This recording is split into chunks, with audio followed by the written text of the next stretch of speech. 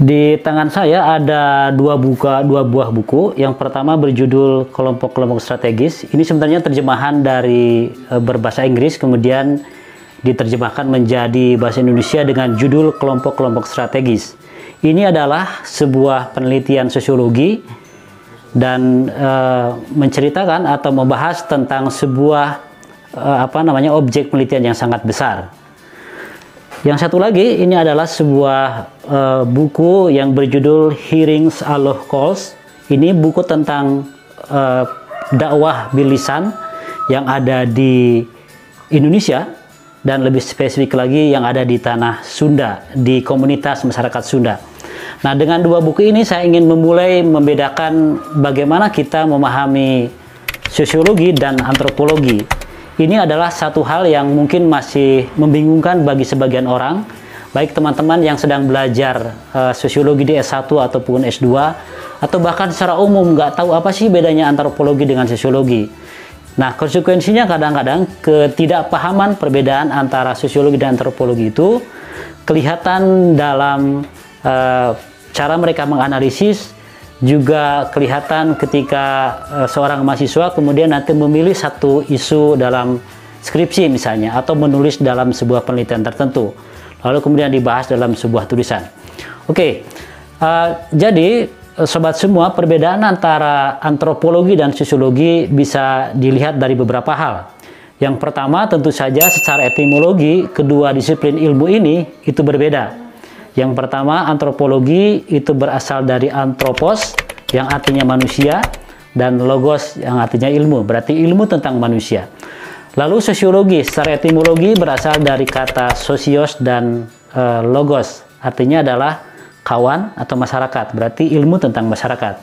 Nah, di aspek etimologi sudah kelihatan bedanya. Satu. Yang kedua, saya juga akan menjelaskan bahwa perbedaan antara antropologi dan sosiologi bisa dilihat juga dari sejarah kelahiran dua ilmu ini. Mungkin sekarang konteksnya bisa berubah, tetapi mari kita lihat bagaimana sejarah dari kelahiran dua disiplin ilmu ini. Saya mulai dari antropologi.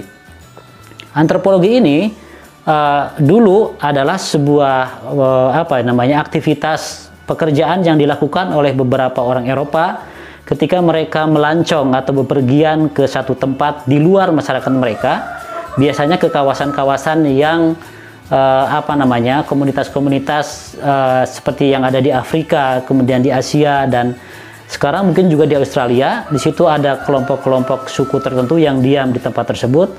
Lalu para pelancong itu mencatat apa yang mereka temui di tempat-tempat seperti itu. Biasanya catatannya adalah tentang bentuk fisiknya, kemudian ritual kebiasaan mereka sehari-hari, sampai juga pada kebiasaan-kebiasaan yang ada dalam masyarakat seperti itu. Nah, catatan-catatan itulah kemudian dibawa oleh para pelancong itu, kemudian menjadi sebuah dokumentasi, menjadi sebuah pengetahuan, dan dijadikan bagaimana mereka mencatat hal-hal yang menarik di luar komunitas masyarakat mereka. Nah, dalam perkembangannya itu dilakukan juga oleh para ahli yang disebut sebagai etnografi. Jadi mereka datang ke sebuah tempat lalu kemudian mencatat kegiatan orang-orang, kebudayaan yang ada di tempat yang mereka kunjungi. Biasanya adalah kelompok-kelompok atau komunitas-komunitas budaya tertentu. Itu adalah antropologi. Nah, dalam perkembangan lebih kesini lagi, konon katanya catatan-catatan dari antropologi juga digunakan sebagai bahan untuk mengetahui bagaimana karakter wilayah-wilayah negara-negara yang nanti menjadi negara yang dijajah oleh masyarakat Eropa atau wilayah-wilayah koloni. Nah, karena itu kita melihat misalnya beberapa catatan orang-orang Eropa tentang sebuah suku tertentu. Itu antropologi sejarahnya. Mungkin sekarang bisa jadi berubah. Nah, sementara sosiologi adalah sebuah usaha ikhtiar dari para ilmuwan, para cendekiawan atau sarjana di masyarakat Eropa, di masyarakat Barat, untuk memahami dinamika yang terjadi dalam diri mereka. Jadi sosiologi lebih memahami, mempelajari, menganalisis dinamika perubahan yang ada dalam mereka sendiri. Sementara antropologi adalah mencatat kegiatan, tradisi, kebudayaan yang ada di luar masyarakat Eropa. kalau sosiologi itu mencatat, menganalisis, mengkaji, mempelajari perubahan yang ada dalam masyarakat Eropa. Itu bedanya. Yang tadi eksternal, yang ini internal. Nah, karena itu sosiologi kalau sobat semua pelajari itu sangat identik sekali dengan konsep-konsep dengan masyarakat Eropa. Beda kalau kita belajar tentang antropologi, maka teori-teorinya, penjelasan-penjelasannya lebih banyak adalah tentang suku-suku tertentu di luar masyarakat Eropa. Tetapi kalau sosiologi menjelaskan tentang apa itu yang dimaksud dengan evolusi masyarakat menurut August Comte, lalu kemudian tentang solidaritas organik dan mekanik, juga tentang perubahan-perubahan yang ada dalam masyarakat Eropa. Itu perbedaan yang kedua dari sejarah antropologi dan sosiologi. Yang ketiga, perbedaan antropologi dan sosiologi bisa dilihat dari objek kajiannya. Nah, untuk memahami ini, objek kajiannya bisa jadi ada dua hal. Yang pertama, dalam objek kajian itu, pertama ada yang disebut dengan objek material, dan juga ada yang disebut dengan objek formal. Objek material itu adalah sesuatu yang dijadikan objek telaah, objek studi dari disiplin ilmu tersebut. Sementara objek formal adalah cara pandang atau cara melihat terhadap objek tersebut. Kalau dalam filsafat ilmu, ini disebut dengan, ada yang disebut dengan ontologi, yaitu hakikat dari sebuah ilmu, dan yang kedua adalah epistemologi. Tapi kembali kepada yang tadi, jadi kita lihat dengan menggunakan objek kajian tadi. Yang pertama ada objek material, yang kedua ada objek formal. Objek material adalah sesuatu yang dipelajari. Kalau objek formal, bagaimana kita melihat atau mempelajari, atau cara kita mempelajari objek tersebut. Nah, kita lihat perbedaan pada antropologi dan sosiologi. Di antropologi, yang menjadi objek materialnya itu lebih pada bersifat individu.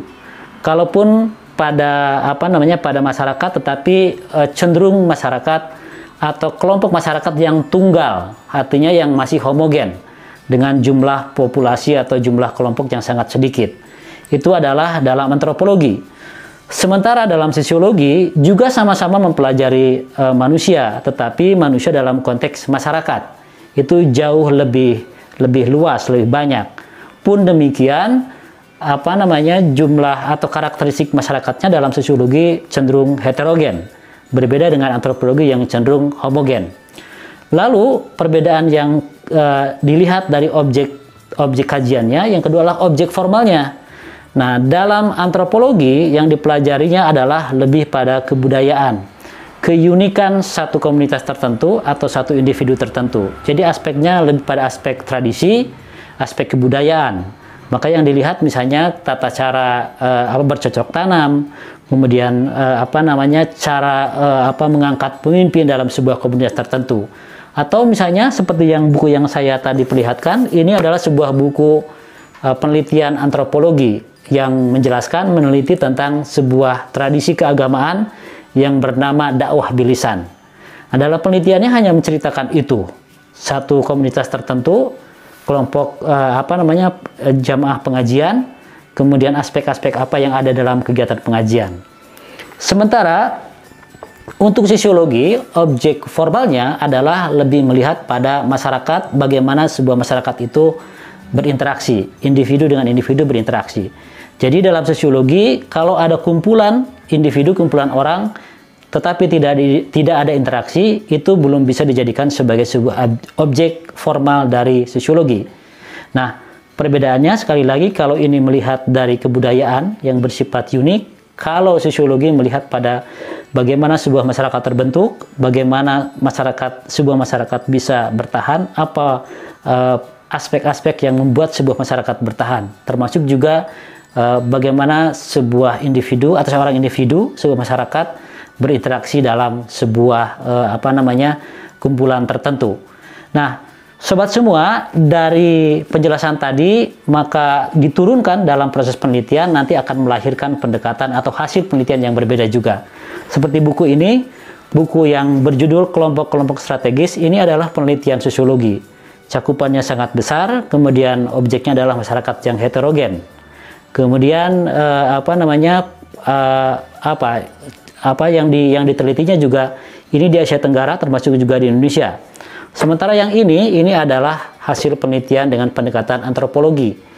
Ini membicarakan atau membahas tentang sebuah tradisi keagamaan di masyarakat Sunda di Indonesia, yaitu tradisi dakwah bilisan, tradisi keagamaan dakwah bilisan. Lebih unik, lebih spesifik. Kalau ini cakupannya lebih luas. Nah, mudah-mudahan dengan penjelasan itu, sobat semua tidak lagi bingung membedakan apa sih bedanya antara antropologi dengan sosiologi. Dengan ketiga hal tadi, tentunya bisa membantu juga dalam menganalisis, memberikan pendapat, termasuk juga menulis apakah Anda seorang mahasiswa sosiologi atau antropologi. Definisi ini, penjelasan ini tentu saja adalah sebuah penjelasan secara mungkin bisa disebut sebagai secara sederhana saja, tetapi dalam perkembangannya mungkin akan ditemui ada intersection antara kedua disiplin seperti itu. Demikian sobat semua, kalau ada pertanyaan sampaikan pada kolom yang tersedia, dan jangan lupa untuk stay tune dengan channel ini dengan cara subscribe dan share. Terima kasih.